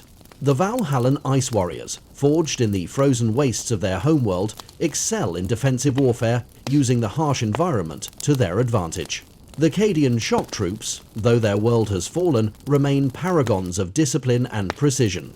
Meanwhile, the Catachan jungle fighters, raised in some of the deadliest ecosystems in the galaxy, are experts in guerrilla tactics and survival. The guardsmen's valor is matched only by their willingness to sacrifice. Entire regiments are often obliterated in the course of a single campaign, their names etched into the annals of history as martyrs for the Imperium. For every victory won by the Astra Militarum, countless lives are lost. Yet these soldiers fight on, their spirits unbroken. In their defiance of overwhelming odds, the guardsmen prove that even the most ordinary humans can achieve extraordinary feats in the Emperor's name. Among the many weapons wielded by the Astra Militarum, none is more iconic or fearsome than the Baneblade. This super-heavy tank is the epitome of Imperial engineering. A rolling fortress, bristling with firepower capable of obliterating entire enemy battalions. Standing as tall as a building and weighing hundreds of tons, the Baneblade is a testament to the might of the Imperium's forge worlds. Each Baneblade is a masterpiece, constructed over decades by the Adeptus Mechanicus. These titanic vehicles are armed with an array of weapons, including the devastating Baneblade cannon, which can level fortifications with a single shot. Secondary armaments, such as heavy bolters, the scannons, and twin blades autocannons, ensure that no enemy, whether infantry or armoured vehicles, can escape its wrath. The tank's armour plating is nearly impervious to conventional weaponry, allowing it to endure the most punishing assaults and emerge unscathed. Commanding a Baneblade is both a privilege and a heavy responsibility. Crewed by a team of skilled guardsmen, these tanks often serve as the centerpiece of an Imperial battle group, their presence a rallying point for the troops. On the battlefield, the Baneblade inspires awe and terror in equal measure. Its thunderous advance crushes everything in its path, leaving a trail of destruction that demoralizes enemy forces. Despite their power, Baneblades are not invincible. Their sheer size and relatively slow speed make them vulnerable to ambushes, aerial attacks, and well-coordinated assaults. To counter these threats, they are often deployed alongside infantry and lighter vehicles, creating a protective screen that ensures their survival. Even when damaged, a Baneblade can continue to fight, its crew performing makeshift repairs to keep its guns operational. Each Baneblade carries with it a legacy, often tied to the campaigns in which it has served. Many of these tanks are given names, such as Steel Fury or Emperor's Wrath, their deeds immortalized in the records of the Astra Militarum. These legendary machines become symbols of hope and defiance, their presence on the battlefield a reminder that the Imperium's might can overcome any foe. For all their destructive power, Baneblades are not mass-produced. Each one is a precious asset, and their loss is keenly felt by the regiments that rely on them. Yet, as long as even one Baneblade remains operational, it will continue to serve as a beacon of Imperial strength, its cannons roaring in defiance of the enemies that seek to extinguish humanity's light. The Death Corps of Krieg are among the most grim and disciplined regiments of the Astra Militarum, their name evoking both fear and respect. These soldiers hail from the blasted wastelands of Krieg, a world that was ravaged by atomic war centuries ago. The survivors of this conflict embraced a culture of penance and sacrifice, dedicating their lives to the service of the Emperor in an effort to atone for their ancestors' rebellion. Clad in distinctive gas masks and trench coats, the Death Corps resemble spectral figures on the battlefield. Their stoic demeanor and willingness to face certain death set them apart from other regiments. These soldiers are trained from birth to endure the harshest conditions, their bodies hardened by the toxic environment of their homeworld. They are fanatically loyal to the Emperor, viewing their service as a form of redemption. The Death Corps are masters of siege warfare, excelling in battles of attrition, where their unyielding resolve can wear down even the most formidable enemies. They construct vast trench networks and artillery emplacements, creating impregnable defenses that can hold back waves of attackers. When advancing, they do so with relentless determination, their ranks replenished as quickly as they are depleted. Despite their fearsome reputation, the soldiers of the Death Corps are not without humanity. Beneath their masks lie individuals who have known nothing but duty and sacrifice, their lives consumed by the endless cycle of war. Yet, they find purpose in their service, believing that their actions contribute to the Imperium's survival. Abaddon the Despoiler's crusades against the Imperium were not random acts of destruction, but deliberate strikes aimed at unraveling the fabric of the Emperor's domain.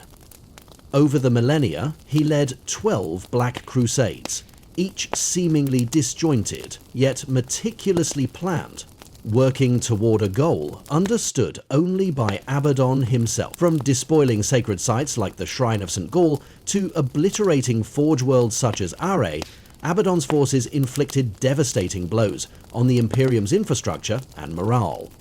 One of his most infamous actions involved the destruction of Cadia, a fortress world that had long served as the Imperium's bulwark against the chaos-tainted Eye of Terror. The Cadian pylons, ancient constructs of unknown origin, had stabilized the region, holding back the warp's influence.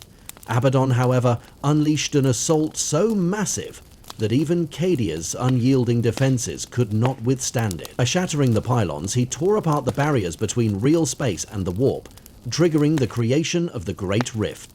This catastrophic event divided the galaxy into two, plunging vast swathes of the Imperium into darkness. Entire sectors were cut off from Terra, left to fend for themselves against the horrors of chaos and alien invasion. The destruction of Cadia marked a turning point in the Long War, cementing Abaddon's place as one of the Imperium's greatest enemies and forever altering the galaxy's balance of power. The Great Rift, also known as the Cicatrix Maledictum, is the most significant and terrifying phenomenon to strike the galaxy since the Horus Heresy. Its creation was preceded by an era of dark omens and apocalyptic events. Mystics and psychers across the galaxy were overwhelmed by visions of an unstoppable storm, while Imperial worlds experienced unprecedented levels of warp activity. These portents culminated in a cataclysm that shattered the Imperium's tenuous unity. The Great Rift is a massive warp storm that stretches across the galaxy, dividing it into two halves: the Imperium Sanctus, illuminated by the Astronomican's light, and the Imperium Nihilus, plunged into near-total darkness. Within the rift, the boundaries between the material universe and the warp are blurred, creating a realm of chaos where demons and heretics reign supreme. Planets engulfed by the rift face unimaginable horrors, their populations consumed by madness, mutation, or outright annihilation. The opening of the Great Rift has had profound consequences for the Imperium. Communication and travel between sectors have become treacherous, with entire fleets lost in the warp. The Astra Militarum and Adeptus Astartes are stretched thin, forced to defend countless worlds against overwhelming odds. Even Terra itself is no longer safe, as warp storms lash the Sol system, threatening the heart of the Imperium. Galenia was the linchpin of the Imperium's defenses against the Eye of Terror. For millennia, it withstood countless assaults from the forces of chaos, its fortresses manned by the legendary Cadian shock troops. However, Abaddon's 13th Black Crusade brought an end to Cadia's proud legacy. The battle for the planet was one of the bloodiest and most desperate in Imperial history, with millions of lives lost on both sides. Despite the arrival of reinforcements, including the heroic Saint Celestine and the Tech Priest Belisarius Corps, the defenders of Cadia were ultimately overwhelmed. Abaddon's forces unleashed unrelenting devastation, targeting the planet's surface and infrastructure with devastating weaponry. The final blow came when the Cadian pylons, ancient devices that had stabilized the Eye of Terror, were destroyed. Without the pylons, the warp's influence surged uncontrollably, consuming Cadia in a cataclysmic explosion. The fall of Cadia was not just a military defeat, but a symbolic one. It marked the end of an era and the beginning of a new, darker age for the Imperium. The survivors of Cadia, scattered across the galaxy, carry the weight of their planet's legacy, vowing to continue the fight in the Emperor's name. The Eldari, an ancient and enigmatic race, have long been fragmented since their empire's fall, yet the shattering of Craftworld Bieltan marked an unforeseen disaster even for their already fractured civilization. Bieltan, a bastion of military might, was consumed by internal strife and external chaos. A mysterious sect within the Eldari arose, preaching the return of Iniad, the god of the dead, and their radical doctrine divided the Eldari further. This division culminated in a cataclysmic demonic assault upon Bieltan. The Craftworld, despite its formidable defenses, could not withstand the onslaught.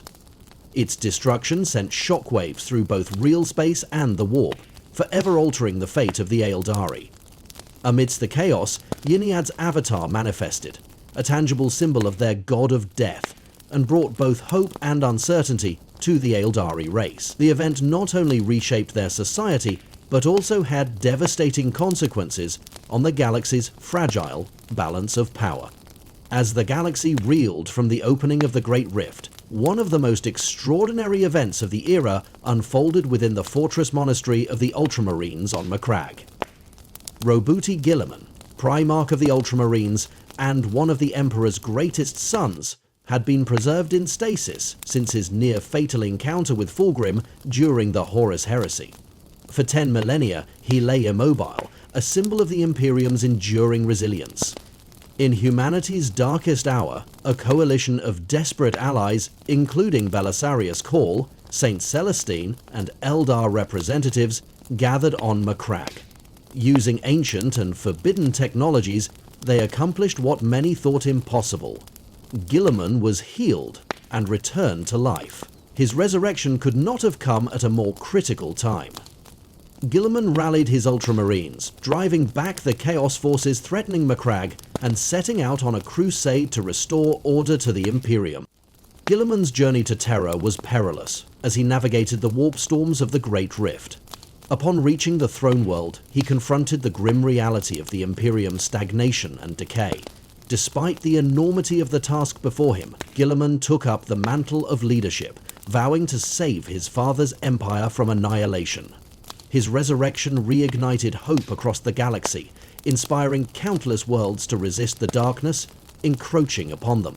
The galaxy's division by the Great Rift created two Imperiums. The Imperium Sanctus, centered around Terra and illuminated by the Astronomicon, and the Imperium Nihilus, plunged into near-total darkness. The latter, isolated from Terra's guidance, became a realm of despair and desperation. Warp storms raged uncontrollably, cutting off entire sectors and leaving their inhabitants to face chaos, xenos, and anarchy without aid. In the Imperium Nihilus, survival became a matter of ingenuity and defiance. Planets developed their own methods of governance, often resorting to extreme measures to maintain order. Some worlds embraced religious fervor, doubling down on their faith in the Emperor to sustain them. Others fell to chaos, their populations succumbing to despair or seduction by the ruinous powers. Rings from every direction. Despite these challenges, the Imperium Nihilus has proven remarkably resilient. Its defenders, from Astra Militarum regiments to renegade Space Marine chapters, continue to fight against overwhelming odds. Their determination serves as a testament to humanity's indomitable spirit, even as the Great Rift threatens to consume all hope. For over 1,000 years, humanity has endured unrelenting warfare, facing enemies from within and without. This constant state of conflict has shaped the Imperium's culture, imbuing its citizens with a mindset of resilience and sacrifice. Yet, it has also stifled progress, as resources and innovation are channeled into the war effort rather than advancing society. The Adeptus Mechanicus remains obsessed with preserving and replicating ancient technologies rather than creating new ones, perpetuating a cycle of stagnation. The Imperium's bureaucracy, vast and unwieldy, often hinders rather than helps, its inefficiency exacerbated by the Great Rift's disruptions. Despite these flaws, the Imperium endures, its strength lying in the collective will of billions who refuse to yield. In her billions, impacting lives in each finite the galaxy already achieved. The galaxy's countless battlefields bear witness to humanity's resilience. From the trenches of Armageddon to the hive cities of Necromunda, ordinary citizens stand alongside Space Marines and Imperial Guardsmen, fighting for a future they may never see. This enduring spirit, though tested to its limits, remains humanity's greatest weapon in the struggle for survival. The Imperium of Man walks a precarious line between clinging to ancient knowledge and succumbing to the crushing weight of superstition. The galaxy teems with threats: chaotic demons, ancient necrons, and unfathomable alien species, each requiring an understanding of science and strategy to counter effectively. Yet, the Imperium's culture of fear and religious dogma stifles innovation and adaptability. Some argue that this rigid adherence to faith and tradition is humanity's saving grace. The masses, bound by devotion to the Emperor, provide the unyielding manpower and industrial effort needed to sustain the endless war. In their ignorance, they are shielded from the horrors of the warp and the corrupting influence of forbidden knowledge. For these countless billions, faith is both armor and weapon, a guiding light in the darkness of the galaxy. Others lament the Imperium's self-imposed stagnation, suggesting that a more enlightened humanity could better face the galaxy's manifold dangers.